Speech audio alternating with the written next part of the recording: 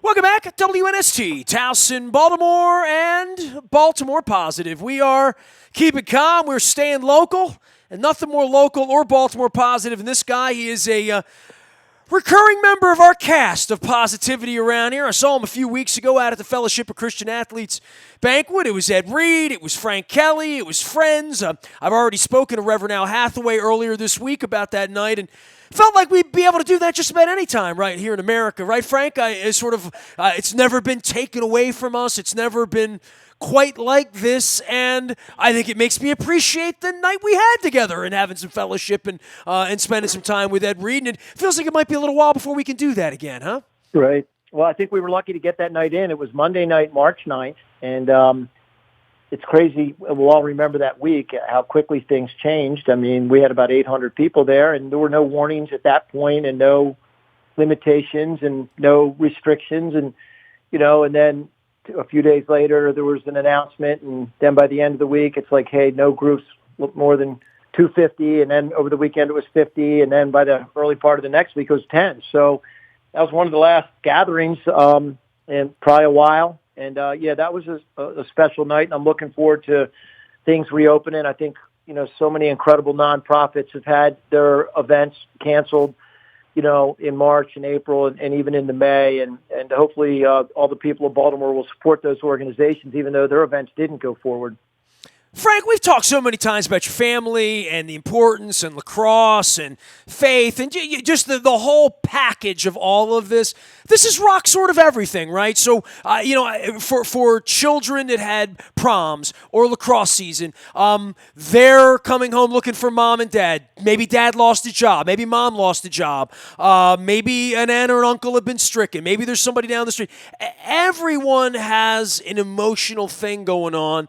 Run me through where you are as a leader, and I think we've talked so much about leadership, and I know servant leadership we talk about as well, but at this particular time where people are looking for guidance, they're looking for good advice, they're looking for a friend, and all of that happens so quickly for everyone, and I'm sure inside of your organization, people searching for the same things right now, all at once. Yeah, well, no question. Nestor, we're blessed. We have over 500 incredible people who work in the Kelly organization, Kelly and Associates Insurance Group, Kelly Payroll, Kelly Advisory, and literally in the prime time frame of a week, we went from more than 90% of those people working in one of our offices to more than 90% working from home or remotely. We were considered an essential business because we're handling health insurance enrollments and premiums, and we're also cutting paychecks for employers and their employees, and people need to be paid. But we have very few people working from the office, but I'm pretty amazed at the adaptability, flexibility of our people and the American people, really. We've tried to stay positive. We know we're going to get through it. I think, like always, we'll somehow or another get through it stronger than we were before.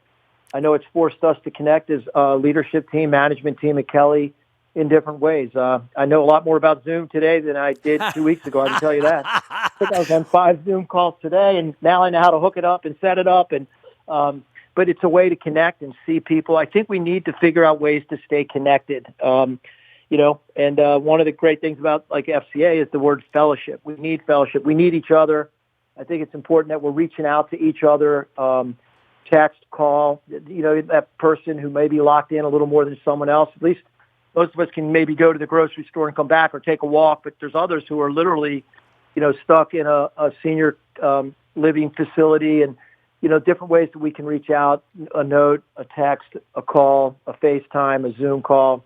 These are all ways we can support and encourage one another. I think we're seeing these Zoom happy hours now where people are grabbing a beer at home and a glass of wine and a cheese and cracker and doing it with 20 friends on a Zoom call, and they can all see each other. And you get to see their cat and their dog, too, which you don't usually get to see if you're out at the cocktail establishment, right? Right. Well, I can tell you there's a lot more flexibility, too. As, business leaders, you might be on a conference call. Even now, I'm at home, and I'm hiding in a room where it's kind of quiet, but when all the kids are home and there's all that activity, I think, a lot of business leaders are now like, hey, my kid's walking through. It's no big deal. We're all living the same kind of reality. And you're right. We all have lost something. Even with 9/11, we were all just shocked. I didn't lose a family member. I did have a friend or two. It was devastating.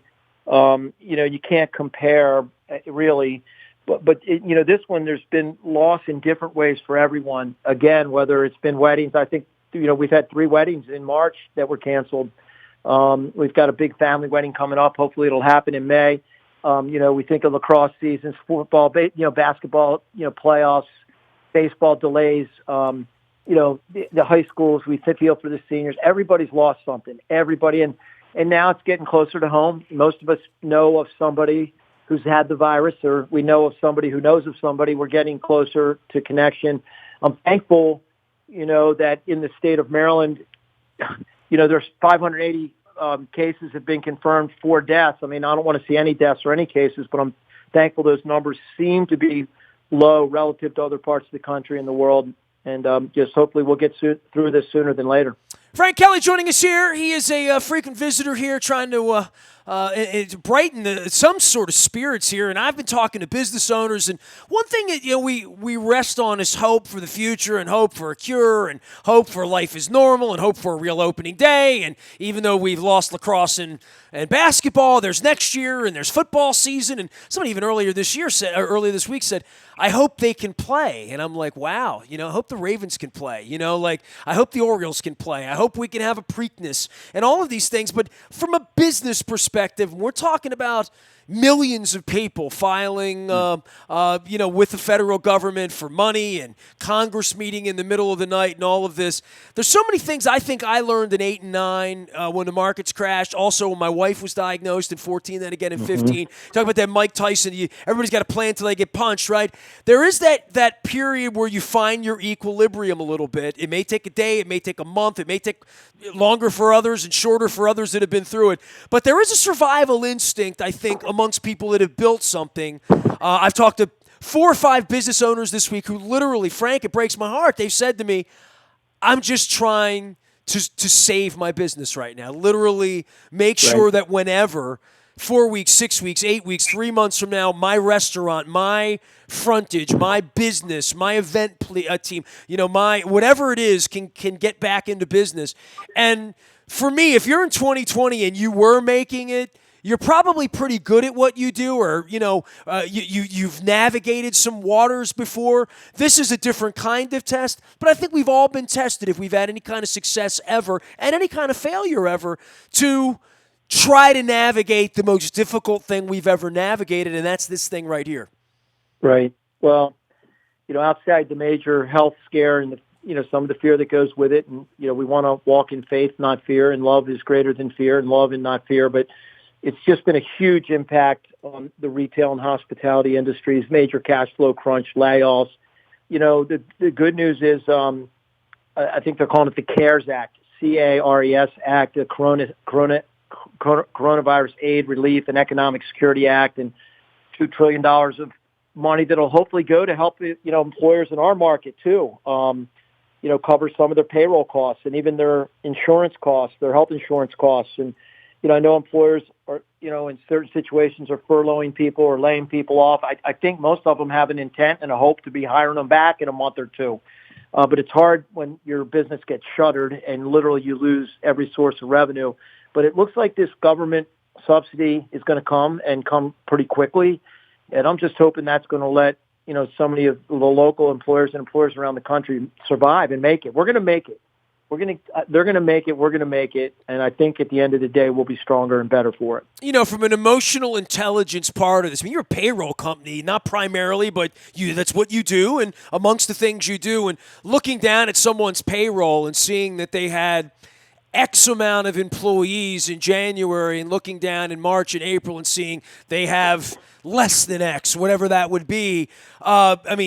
You really feel that, and the emotional intelligence of bringing people in that you love, that you go to war with, that you're family members with. I've talked to restaurant owners that have had employees for decades and having tears in their eyes. This is a difficult thing to pick up, but there's also the emotional part of being in it for each other and being available to each other and being kind to each other at this point, and trying to lift each other up and during whatever this period is, because there's a lot of hurt going on. Yeah, there is. When there's a lot of family businesses. Ours is family owned. I think of so many of the restaurants, bars, retail establishments in our community, small businesses, gyms, parlors, barbershops. These are people we know, we love. They're us. And again, hopefully in a month from now, we'll see some things improving and opening up, and people getting back to work, and people getting paid, and hopefully people will get paid before they even have to get back to work.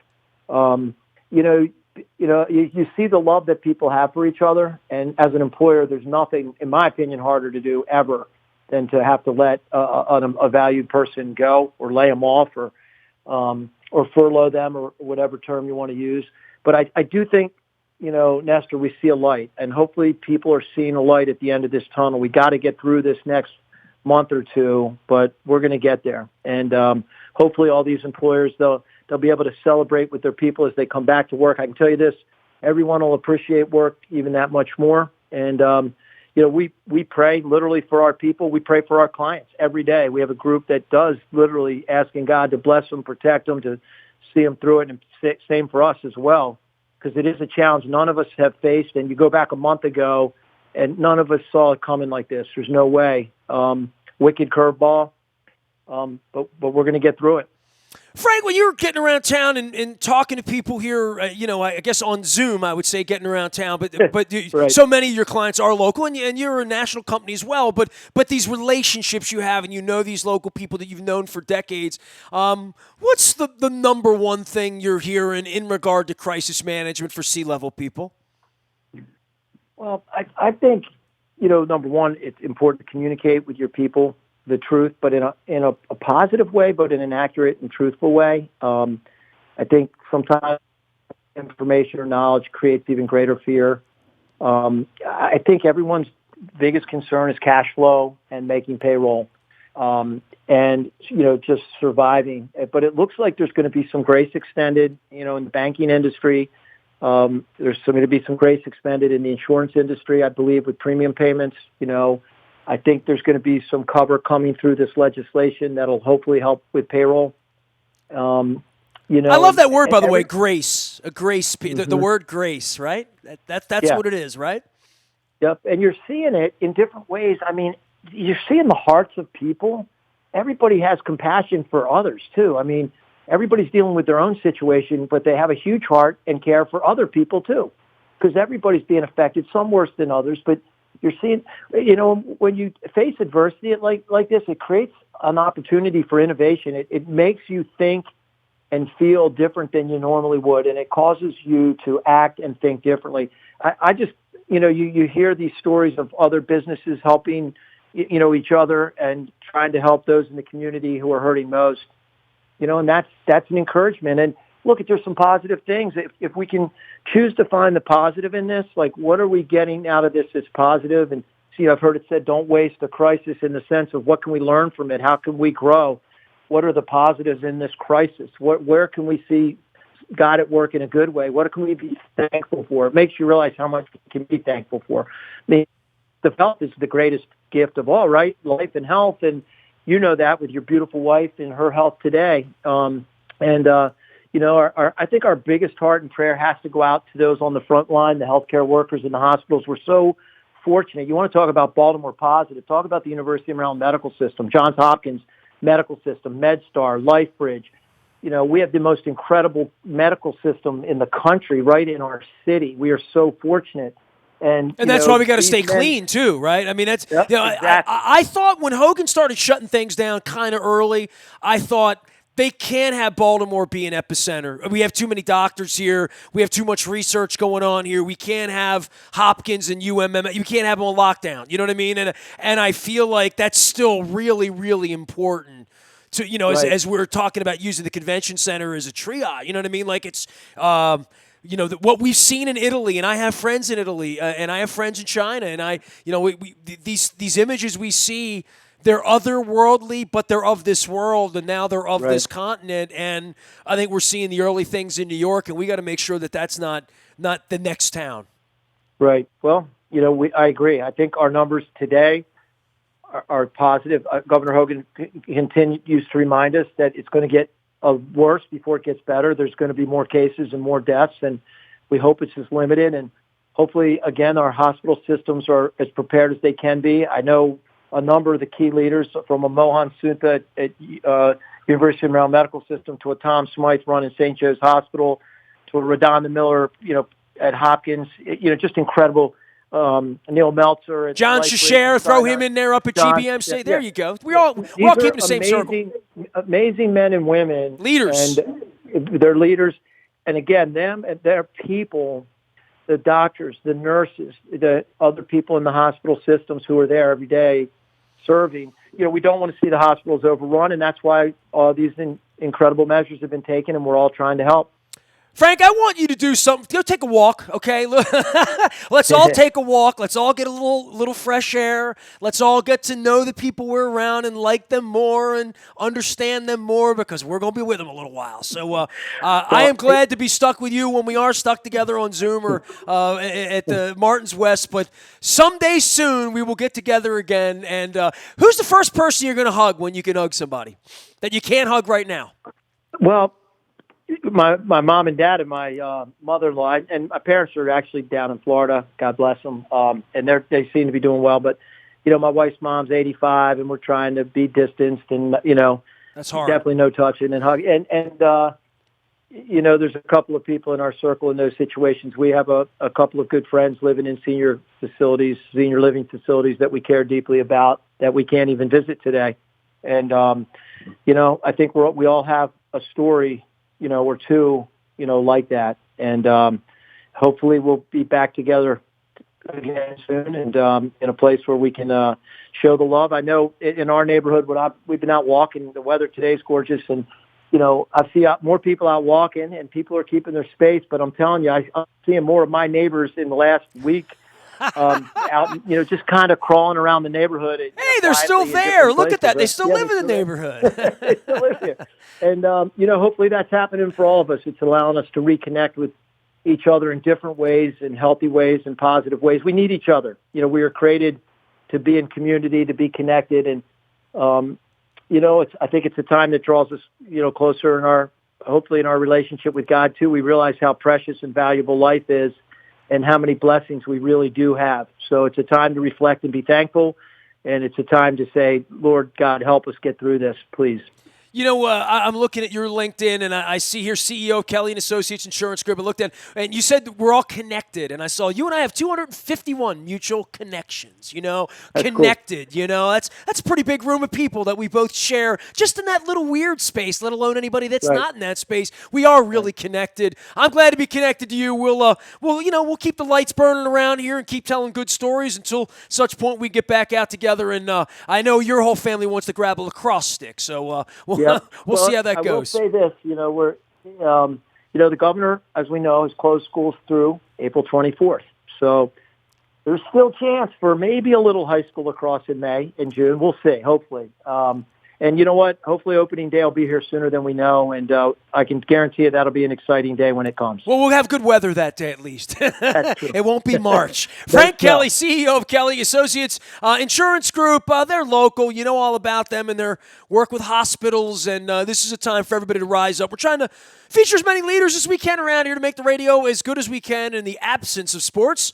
We are WNST.net, AM 1570. We're keeping calm. We're staying local. And we're staying Baltimore positive.